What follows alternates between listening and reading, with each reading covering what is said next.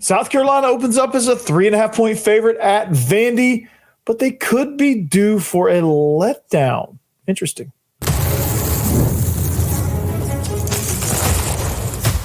You are Locked On Vandy, your daily podcast on the Vanderbilt Commodores, part of the Locked On Podcast Network, your team every day.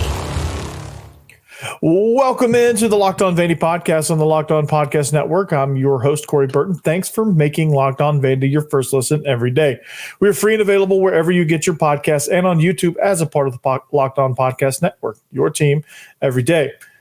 You can start the season with a big return on FanDuel. New customers can place a $5 bet, and you'll get started with $150 in bonus bets if you win your first $5 bet. So visit FanDuel.com to get started. So Vandy must turn the page quickly to South Carolina. In the meantime, they could be on the verge of flipping a 4-star commit. We'll tell you about that. But as for the game, they must have answers for a surging South Carolina offense, and they must contend with one of the top defensive lines in the country. How are they going to do that? Well, South Carolina opens up as 3.5-point favorites, but they could be due for a letdown. That's right. Why would they be due for a letdown? Well, they're coming off a very emotionally taxing win against Texas A&M. I mean, they are on cloud 9 right now. They expended a lot of energy in that game. That was kind of just a burst of energy there for them.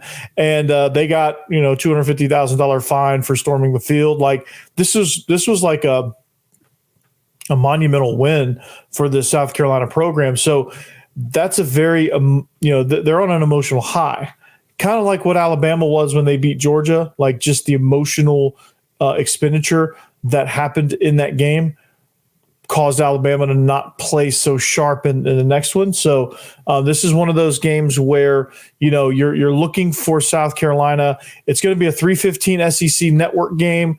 So it's like kind of that weird time slot. They can sleep in a little bit. They can take their time. They had some time to kind of relax and chill. But like, this is going to be one of those games where they better bring it, man, because Vandy's coming. Vandy's here, and Vandy's got to bring it too. I mean, Vandy is also on an emotional high after clinching a bowl game for the first time since 2018.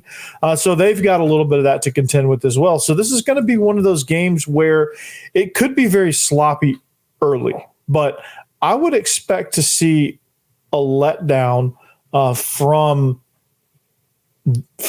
either team, right? I would expect to see some sort of, South Carolina, again, I think they're probably more poised for the bigger letdown. They're on the road. I think they had a more taxing win as far as what happened in that A&M game. I mean, those fans were jacked up. That team was totally jacked up. It was a blackout game. It was all kind of things. So this is going to be interesting. And the line says as much, because after that beatdown, I expected South Carolina to be 6.5-point favorites. I expected them to be touchdown favorites based on what we saw on Saturday. Vandy didn't look as sharp offensively. Defensively, they were stingy. And South Carolina looked explosive on both sides of the ball, and they showed it.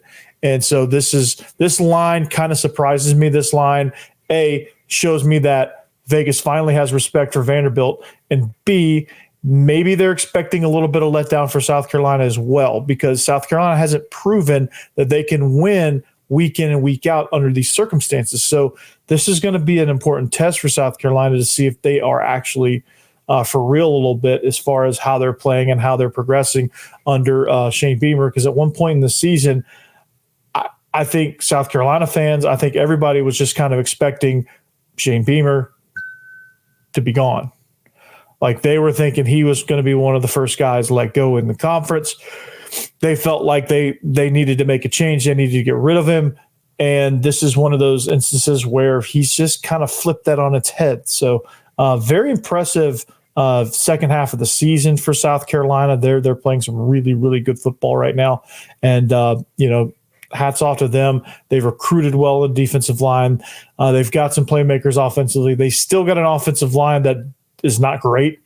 but they played extremely well. They're starting to come together a little bit, which I think is a good thing, and they're starting to come on the same page now, and that's good for their offensive line. So that spells trouble for Vandy, and Vandy's got a nice little losing streak to South Carolina as well that they would just love to break. But then again, can't count out Diego football. You just can't. So this is where this game, just the overall 30,000 foot view of this game, like if we were to all take our Vandy hats off and look at this game objectively, this is going to be a really good matchup between two good teams in the SEC. Like, I think South Carolina is proving that they're not bottom of the barrel like they once were at the beginning of the year, and Vandy has definitely proven that as well. They've had some pretty impressive wins. They've won 6 ball games when no one thought they'd win over 2. Vegas said they were 2.5 wins, right? Like that's kind of the respect that they got.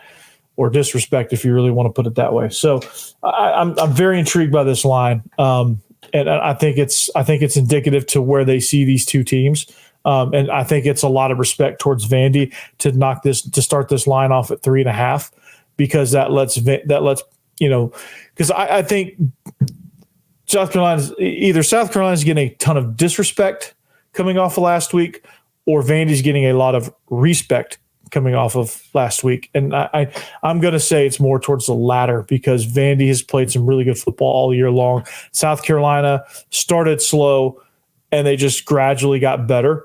And then it all just kind of culminated this past Saturday against Texas A&M, where they pretty much blew them out of the water. So that'll be a fun one to break down. But and South Carolina is a fun team to break down. Now I'm a big fan of Lenore Sellers. I think he's a really good quarterback. Big, physical runner. Still developing as a passer, but just love the way he plays football. I mean, he's tough. He's gritty. He's becoming smarter and more intelligent positionally. So I think and his leadership skills grow by the minute. It seems like Rocket Sanders is a tremendous running back. So this team. I like the way this team plays. And, they're a team that, again, at the beginning of the season, I was like, win, right? I was like, this is going to be the one. If Vandy's going to get one, it's either going to be Auburn or South Carolina, probably both. When I made my bold prediction, I had wins over Auburn and South Carolina, and those were kind of like the, not toss-ups. Like, I feel pretty good about these wins, and I still do. But I think South Carolina's shown me a lot more than what they did at the beginning of the year and what they did coming into the year when I was making that prediction. So, excuse me, I got some allergies going on here. But yeah, so the question is though, like how does Vandy's offense attack this defensive line? Because this defensive line is ridiculous. Okay, and they've been like that all year long. I mean, I think a lot of people didn't know much about this defensive line until they played Alabama, and they were outstanding against Alabama. They were swarming.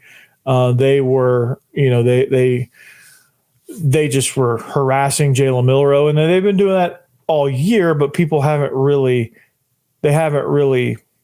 seen that because, who's going to watch South Carolina football, right? So this is one of those games where it's going to be, I think they're going to kind of follow Auburn's game plan as far as how they're going to attack Vandy. They're going to spread out. They're going to force Vandy to really try to run sideways because, Diego Pavia tried that against Auburn and it didn't work because Auburn has got some good team speed. Auburn on the defensive line with those freshmen probably have some of the best team speed in the entire conference. Too bad their head coach is not very good and going to waste a lot of that talent. But if any of those guys want to come up to Vandy, that would be wonderful. But anyway, I thought they did a really good job of kind of slowing down what Diego Pavia is able to do and the impact that he had. I think South Carolina is going to do something similar. So how is Vandy going to counteract that? Well, you started to see that game plan because I think Tim Beck was anticipating, hey, this run of Texas, Auburn, South Carolina,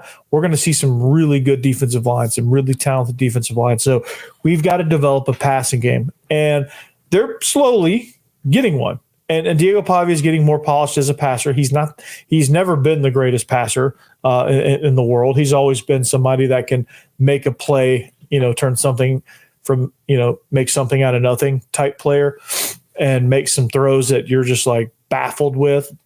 And, like the throws where he's like running to the left and he squares his shoulders to the sideline or to the line of scrimmage and just flips it to the middle of the field with barely looking. Like those type throws, you're just like, what? And then like some of the common throws, he just can't. I don't think he can process route progressions and things like that. So like as a pure drop back passer, it ain't happening for him, and that's okay. I mean, he is what he is. That's his identity, and he's a gritty, tough football player. So I don't think anybody hates that. But excuse me, for Vandy, they have to find a passing game. They just have to. And that's going to be kind of the short answer because we'll dive more into this. We'll dive more into this with tomorrow's episode and also the game day episode. And I got a crossover hopefully planned here pretty soon. But this is going to be an interesting deal because like they have to. South Carolina has good corners. South Carolina has a pretty good defense altogether. So they're going to have to find some things. And they're going to have to find some holes in South Carolina's defense and buy themselves some time, either moving the pocket and being able to successfully get on the edge and create separation, or they're going to have to create some pass protection, get some stuff out pretty quick and get some, and get the ball down the field that way while also sticking to their identity, not going like complete air raid and just launching the ball over the yard, but just staying within all of that stuff. So this is going to be one of those games where you're going to see Vandy. They're going to stick with their identity, but they're going to grow and mature a little bit within that identity. And this is going to be, if they're going to progress and be a 7-8 win team, that's what they've got to do because defenses are going to start taking away the edges. They're going to start playing the edges, knowing Vandy. That's where Vandy wants to attack. So that's kind of what I'm thinking. But also, Lenore Sellers and Rocket Sanders on offense, they do a tremendous job of putting pressure on you. They've gotten better each and every week. How's Vandy's defense going to control that? Well, you'll hear about it next. Roy, you got it, man. Hey, Vandy fan, just time to recognize the Roy Player of the Week. So far this season, we've pulled over $20,000 to support players on Roy. Micro deposits lead to massive change. With the Roy app, you can direct your support to the athletes you love, ensuring that all funds go to specific players you choose. Unlike collectives, you know exactly where your support is going, and you even receive exclusive content like personal videos and updates after the season. The best part, it's risk-free. If the athlete transfers or doesn't deliver the content, you get your money back. And this week, you guessed it, this week I'm supporting Miles Capers. I just pitched in $100 and I'd love for you to join me. Even $10 makes the difference. Plus, don't miss out on Roy's exciting giveaway. Win 2 tickets to a game in November. So just download Roy, create an account, and a referral code locked on, and you're entered. Already on Roy? Any contribution to an athlete's campaign gets you entered automatically. No purchase necessary, void or prohibited. Download Roy now and join the NIL game with no subscriptions and no fees. And be sure to check us out on Instagram, Facebook, and X at Roy_return on you for more information. Roy, support the players, change the game.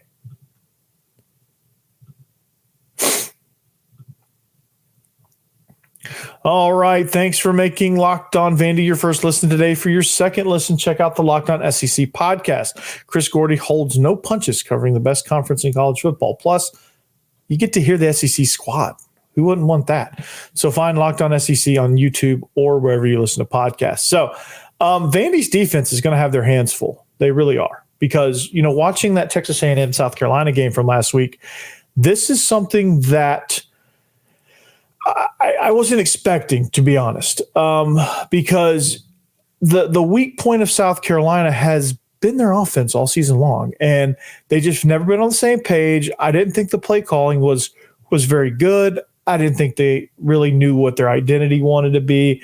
I didn't think they knew that. I didn't think they had the players this year to make that happen. I thought there were some guys that were emerging, but they just didn't have enough. And on the offensive line, well, that was kind of abysmal. So, but that changed. My perception of that changed after watching Texas A&M, because they showed me something that I was unsure if they had the ability to do, and that's adapt. And that's say, okay, Lenore Sellers, you're going to improve. Like, I didn't think their offensive line was going to allow that. Truthfully, I didn't think that this team, the way it was constructed, was going to allow for the type of development that you can get out of a guy like that. But he's super talented, and he's tremendously, he's gifted. He's physical. He's a tough runner. He's gotten a lot better in the passing game. Still developing there, still developing as a player, still developing as a leader. But they're going to have their hands full because. I think South Carolina's starting to figure out how to game plan around that, and they're starting to kind of work that in to where Lenore Sellers becomes just as much of a threat as Rocket Sanders does, and as that receiving core is. They can beat you a lot of different ways now, and they can really put a lot of pressure on you. And so that's something that when you evaluate this offense, that's something you got to contend, because they can. They can pack you into the box and then beat you one-on-one on the outside. They can give you they can present some different looks and get Lenore Sellers out on the edge. And he's a big 6'4", 6'5", 240-pound runner. He's going to run you slap over. I mean, I think it was Hayes last week for Texas A&M, number 20. He got trucked by Lenore Sellers. He got trucked, man. And I was like, what, holy cow. That was impressive. So this is a game that, Vandy's going to have their work cut out for him. This is going to be another one of those earn your paycheck type games for Clark Lee, because, he is, again, he had a great game playing against Auburn. Because Auburn, they're very one-dimensional. I think Sellers is a lot better passer than Peyton Thorne. I mean, that's not saying much, but they can hurt you in a lot of different ways. I think fortunately this game is at home for Vandy, so that's an advantage. And I think there's a possibility that it could rain. So you never know what could happen there. So this is an interesting matchup, though.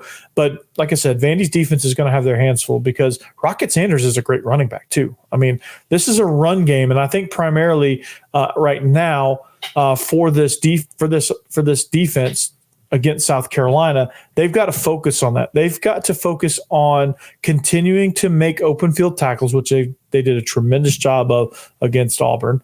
They need to figure out, closing up run lanes, figuring out how to get South Carolina running sideways, much like they did against Auburn with Jarquez Hunter. They limited his ability to really get going and get a full head of steam. So that was something that I was ecstatic about, because up until that point, I wasn't sure if Vandy. I just wasn't sure if they were ever going to put it all together defensively. And I was thinking, when Auburn scored that touchdown to tie it up, I was thinking, okay, well, this is kind of where this is where the dam usually breaks. And not to say that I lost confidence, but I was just like, okay, well, they're starting to move the ball now. This tight end is starting to, I can never remember his name. It's Fairchild. But you had Fairchild making, shoe top grab, turning and getting to the end zone for a touchdown. Like they were starting to hit some plays here and there that led you to believe that, okay, well, this could go sideways on Vandy right now. And it didn't. They adjusted well. They closed up those run lanes. They tackled well in space. I think the biggest thing was not, on first contact, not letting the ball carrier go and having other gold helmets come over there and join in on the fun. And I say join in on the fun, like gang tackling. So this is going to have to, this is going to be what's got to happen for Vandy against South Carolina. Like for Rocket Sanders, they can't let him break that first tackle, get into open space, because he can turn a 5-yard gain into a 50-yard gain, just like that. Right? He did it against Texas A&M. I mean, I felt like I was seeing 5 all over the freaking place. Lenore Sellers, same thing. He breaks contain, boom, he's off for 20 yards. These are these chunk plays that gives teams momentum.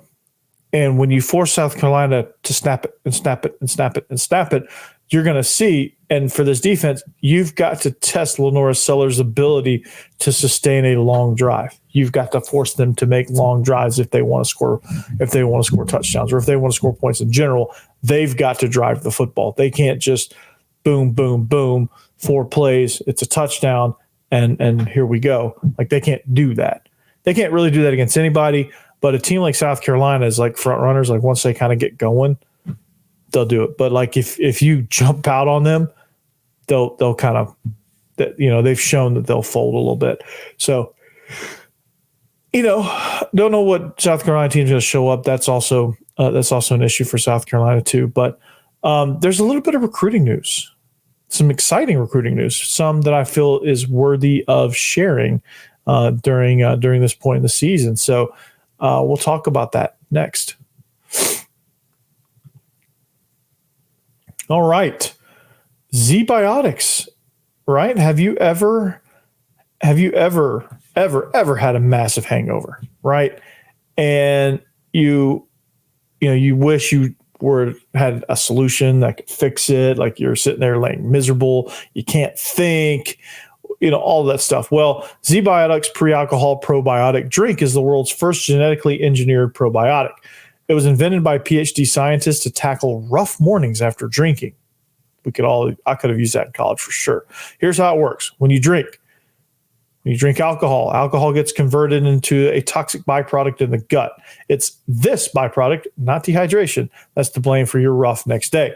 So pre-alcohol produces an enzyme to break this byproduct down. So just remember to make ZBiotics your first drink of the night. Drink responsibly, and you'll feel your best tomorrow. Okay, I know I've had it. I have. I wish I had used this stuff, and I don't drink much anymore now. But I would definitely use this. And here's how I would do it: I would drink the pre-alcohol as my first drink for the best results. Then I would drink responsibly. I pace myself, get some water, get a good night's sleep, which a lot of that never happens, but those are the keys to success for using ZBiotic. But and then step 3 is enjoy tomorrow. You wake up feeling refreshed and ready to take on the day, just like nothing happened. So go to zbiotics.com/lockedoncollege to learn more and to get 15% off your first order when you use Locked On College at checkout. ZBiotics is backed with a 100% money back guarantee. So if you're unsatisfied for any reason, they'll refund your money, no questions asked. So remember to head to zbiotics.com/lockedoncollege and use code LockedOnCollege at checkout for 15% off. ZBiotics, do it.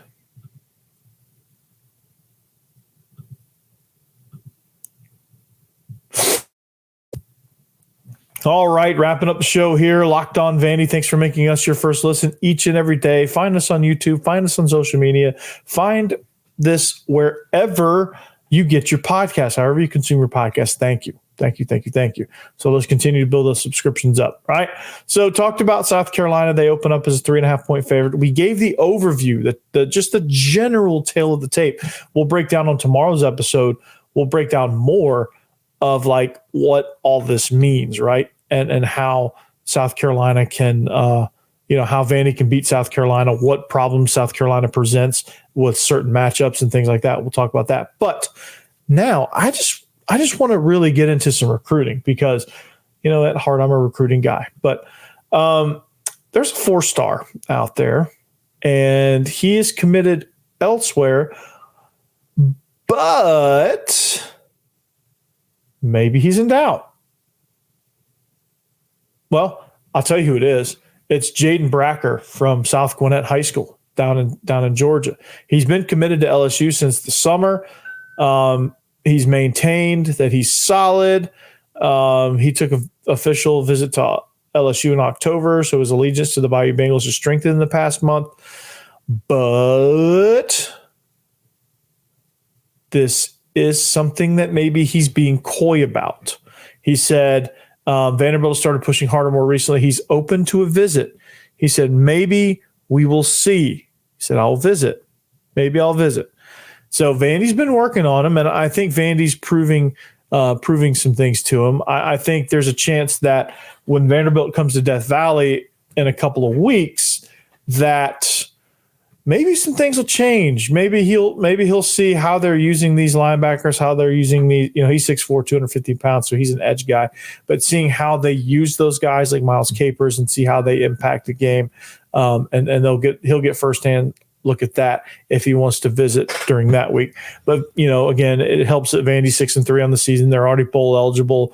You can see the upward trajectory right now with this current culture. And so this is something that now he has to think about as he's looking at his options. Is something that, again, I know Clark Lee, I know this coaching staff, I know Harding Harper and his staff and the recruiting staff, they're all in his ear about how much of an impact he can make on this defense. Like, he could come here and immediately rule the world. And I think there's some good NIL packages that can happen with Nashville and being up and coming and stuff like that. So there's, with NIL, there's a chance now. And NIL for some of these, smaller programs in these bigger cities, like, I think there's chances to equalize in that regard. Like, I think you can see some of these bigger city schools that aren't so prominent or weren't so prominent for a long time become prominent because of NIL. And I think NIL is going to be the key to getting Bracker. I think if you can show that you can get a good package together, like, hey, you sign, this is kind of what we're thinking. This is kind of how we're going to use you on the field. This is kind of how we're going to market you a little bit. This is going to be, here's the total branding package for Jaden Bracker, right? And I think that's kind of like the new age of recruiting. That's something that when you go to camp, like, you evaluate how they are, because you have to see. There's a new element to evaluation too. Like, you have to see them in a social setting now because, with NIL, there's so much sponsorship opportunities. There's so many events that they probably have to go to now. There's so many more people they probably have to talk to. There's so many more appearances they probably have to have. There's some things socially that, you can't take a chance on some dud because, you sign some, again, it's one thing for them to win football games for you, and that's great. But, like, NIL partners are not going to be knocking down the door for that kid. They're going to appreciate that he's a good football player, and they still may give him something. But, again, that's something that, they want to get the total package. They want to get because they want those NIL people not necessarily just for that player, just for that kid. They want them for the duration of time. Like, they would love for, somebody on Music Row to say, hey, I'm going to back Vandy football because I know they're going to recruit players that win on the field and fit our idea of, or fit our brand. Right. And same with any of these companies. They're going to, there's some marketability to that. And if a kid is being recruited, he's a phenomenal football player, but, like, socially he's just off, or he's just kind of like, showing signs and showing some red flags socially, that could hinder some things. Right. And I know I'm kind of a little bit off topic here, and I kind of got a little bit away from, what Jaden Bracker, I don't know Jaden Bracker. I've never seen him interact socially, so I have no idea what he's like. I'm sure he's great. This is kind of morphed into just a general conversation on how recruiting has probably changed, more so less than Jaden Bracker. But, I think that, where I was going with that initially was that, Jaden Bracker has a chance at some, I think the fact that Vandy has a chance to flip him means that there's some NIL somewhere in play that I think Bracker is very interested in. And being in Nashville, that's something that is very interesting and intriguing to me as well. So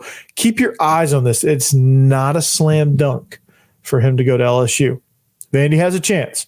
It could just be the Lloyd Christmas. So you're telling me there's a chance, right? It could definitely be that, but I feel like there's something more there. I don't feel like people would be reporting on it if it wasn't a possibility. Now, he could sign with LSU in December, early signing period, and that'd be that. But anyway, well, that's all I got. Anyway, I think Vandy's in a great place as a program. Like I said, they open up as 3.5 point underdogs at home against South Carolina. South Carolina is actually the favorites. I think the line being this tight gives respect to Vandy because I think a lot of people feel good about where South Carolina is right now.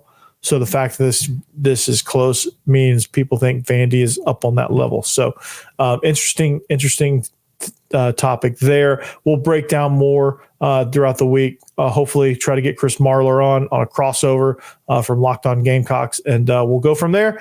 But until next time, we'll see you back here on the Locked On Vandy podcast on the Locked On Podcast Network. Peace.